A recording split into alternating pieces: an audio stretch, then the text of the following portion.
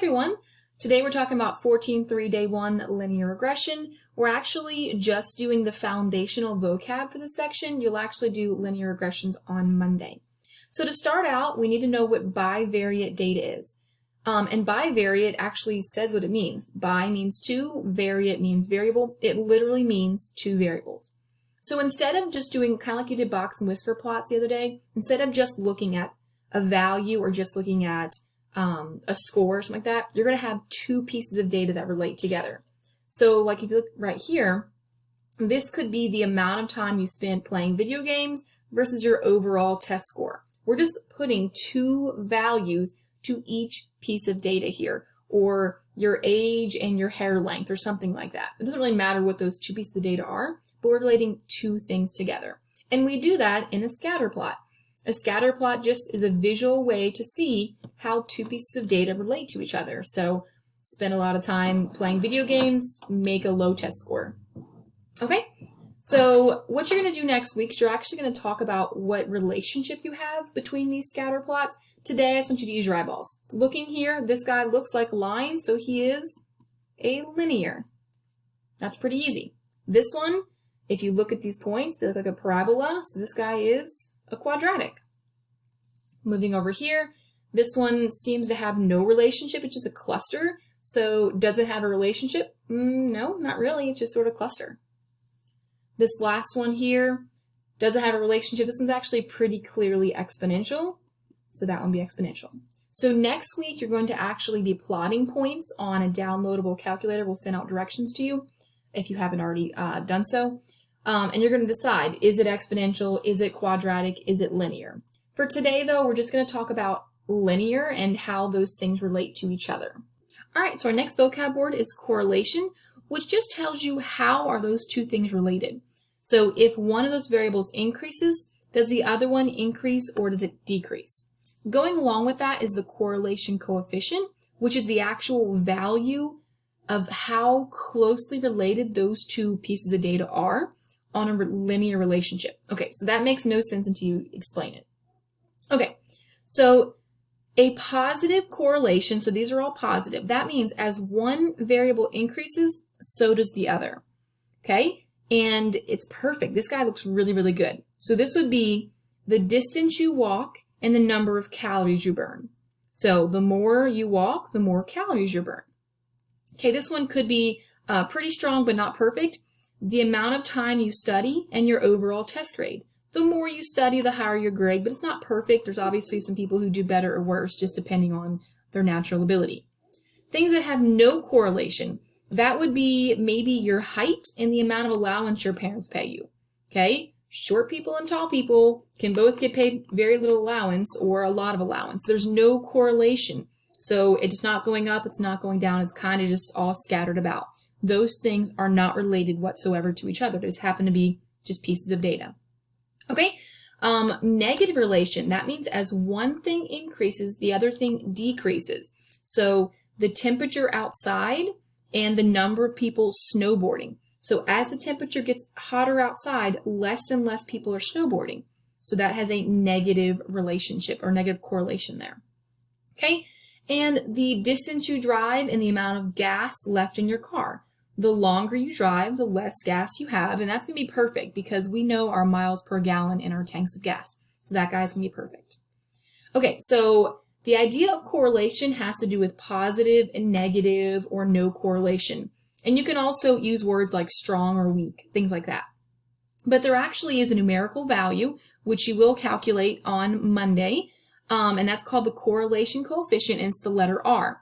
So in your calculator, you're going to learn how to solve or to perform a linear regression, and you're actually going to find the correlation coefficient. But for today, we're just going to kind of wing it. We're just going to say, in general, what is it?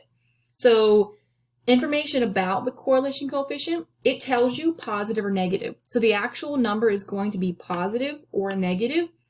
It's going to range between -1 and +1. +1 meaning perfect. The number of miles I walk and the amount of calories I burn is perfect. There is a calories per mile, like it's going to be perfect.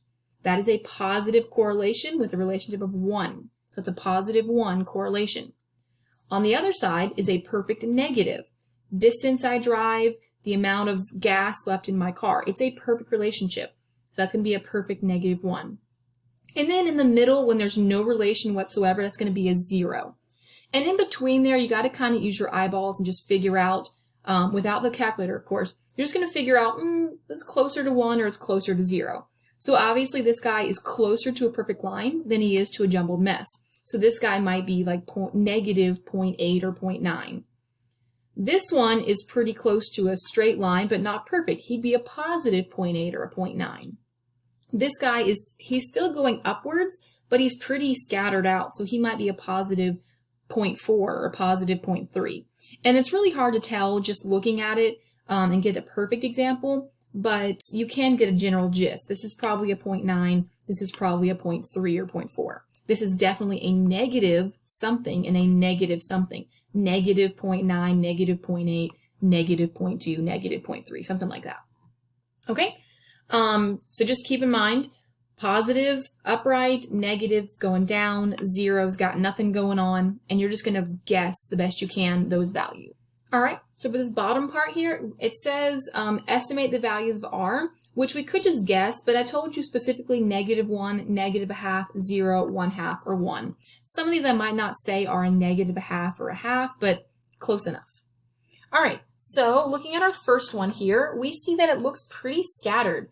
If I were to try to make a correlation or try to find this line, I don't know which direction it's going. I don't know if it's going up, if it has a negative correlation. I really can't see any positive or negative correlation. It's kind of just a jumbled mess. This guy is actually going to have a correlation coefficient of 0.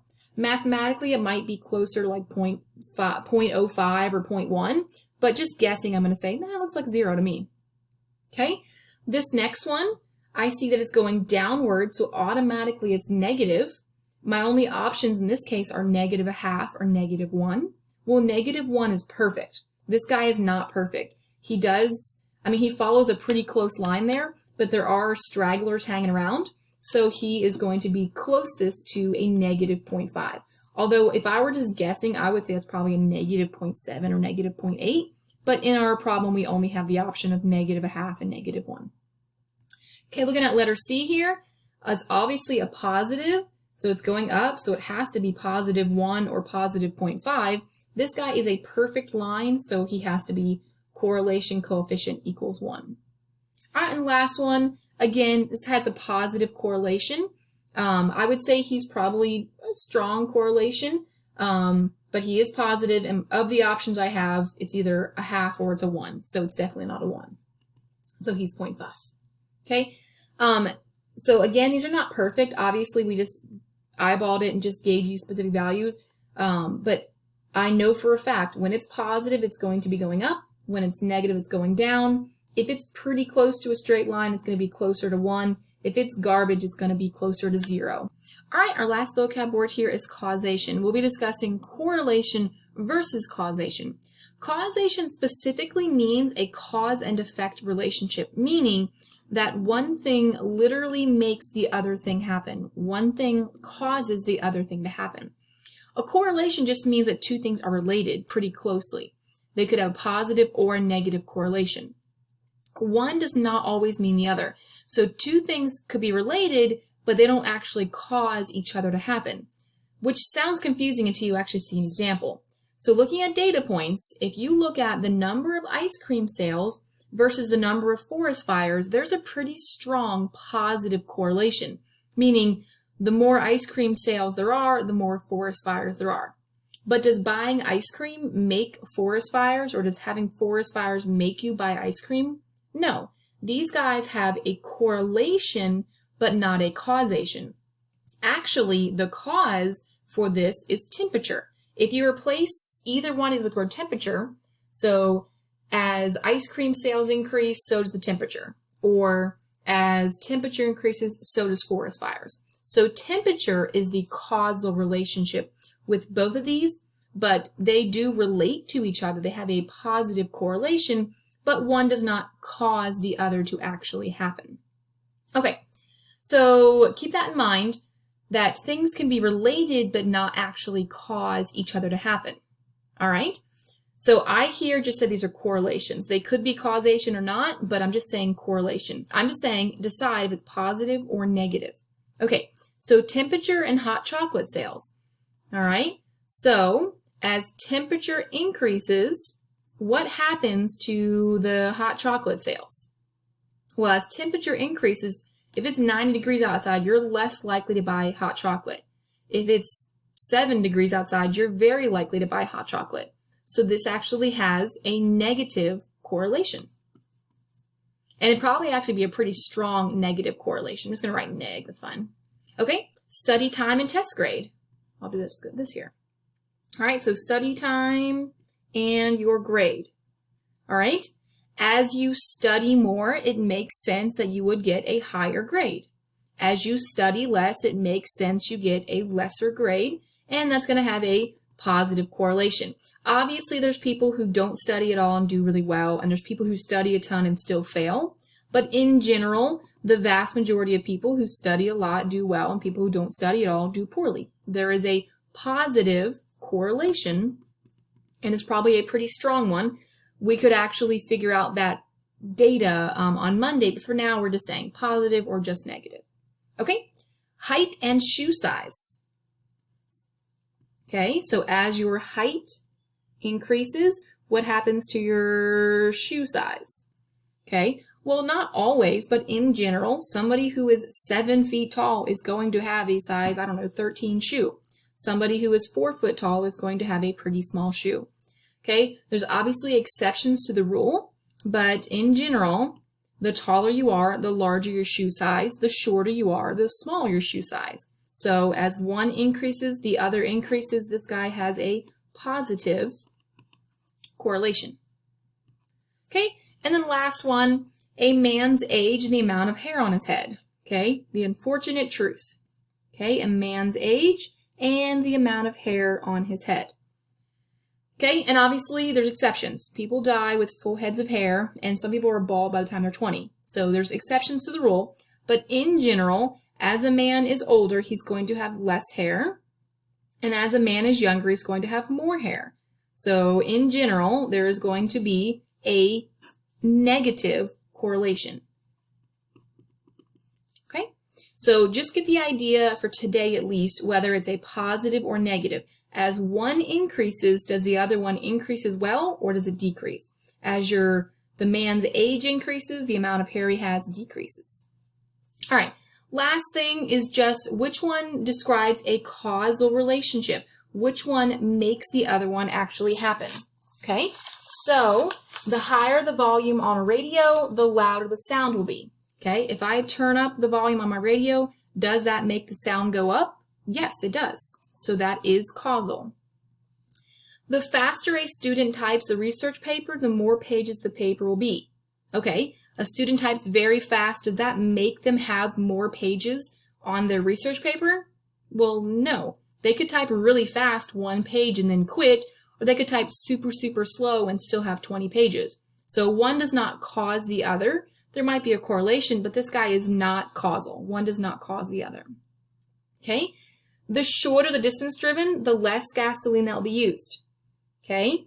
If you do not drive very far, so you're driving a short distance, does that cause you to have less gasoline used? Does it cause you to have more gas overall? Well, yes.